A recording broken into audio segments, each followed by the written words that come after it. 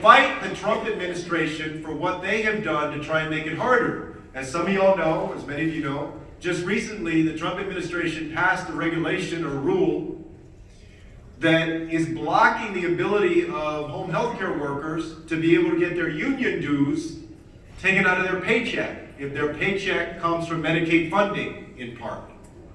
She would reverse that rule so that we can continue to strengthen union membership among home health care and similar workers. She wants to make sure that home health care workers who put in very hard work, as you know, this is very stressful work. It has a very high turnover rate.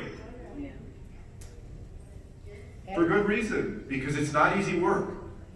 It takes a toll on the body and also the mind and the spirit oftentimes. And you need a champion who is going to be there in the White House when she thinks about labor and she thinks about families to protect, who has home health care workers in mind. She does. She has made that a specific part of her agenda for working families. And not only in trying to pass laws that make it easier for you to organize, but also in rolling back these administrative decisions from the Trump administration. She will fight and fight and fight until home health care workers have the benefits, the compensation that they deserve.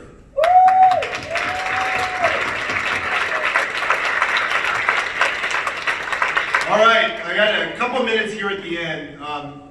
Look, at one time we had 25 people running for president this year. I was a candidate, and I'm not sure if you put all the pictures up that I could have told you the name of every single person running. Here's what I know. That we need a president who is fully committed to expanding opportunity in our country and fighting for everyday Americans, everyday workers, in the exact opposite way that this president has only fought for people at the very top and big corporations. And what makes Senator Warren different is that not only does she have the plans to do that, she actually has a track record of doing that in public service, of standing up the Consumer Financial Protection Bureau so that it would work on behalf of consumers instead of big corporations, of fighting as a senator to make sure that labor has a place at the table in Washington, D.C., and more importantly, that workers are the ones who benefit. And let me just end by telling you a very, very quick story. I was housing secretary for President Obama. And I remember the first time that I met with Senator Warren. She was a senator already, of course, and we were meeting in the Senate dining room. We were going to have lunch to talk about the fact that I had been appointed secretary and what were my plans for the department, what were we going to do. And I thought that it would be a good lunch. It would be we would have some small talk and get to know each other, have a very nice lunch. And this Senate dining room is very fancy, it's very ornate. As soon as I got there, I found out that Senator Warren didn't want small talk. She wasn't interested in, what was I doing over the weekend. She wanted to know what I was going to do to hold Wall Street accountable for dumping people off their mortgage, how we were going to save people's homes. She wanted to know how we were going to make sure more people got off the streets and into a safe place to live. She wanted to make sure that we were fighting Congress for as many resources as possible to provide more housing opportunity for places like Nevada that was still going through the housing crisis.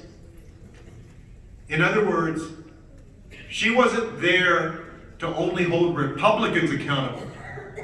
She was there to hold Democrats accountable too. Because to her, what mattered was not the party first. What mattered was the people that she was there to represent. She's going to represent people as president. She's going to make sure that our families can prosper because everybody counts. And that's the vision that she has for our country. Thank y'all very much. And I hope we all can support Senator Warren.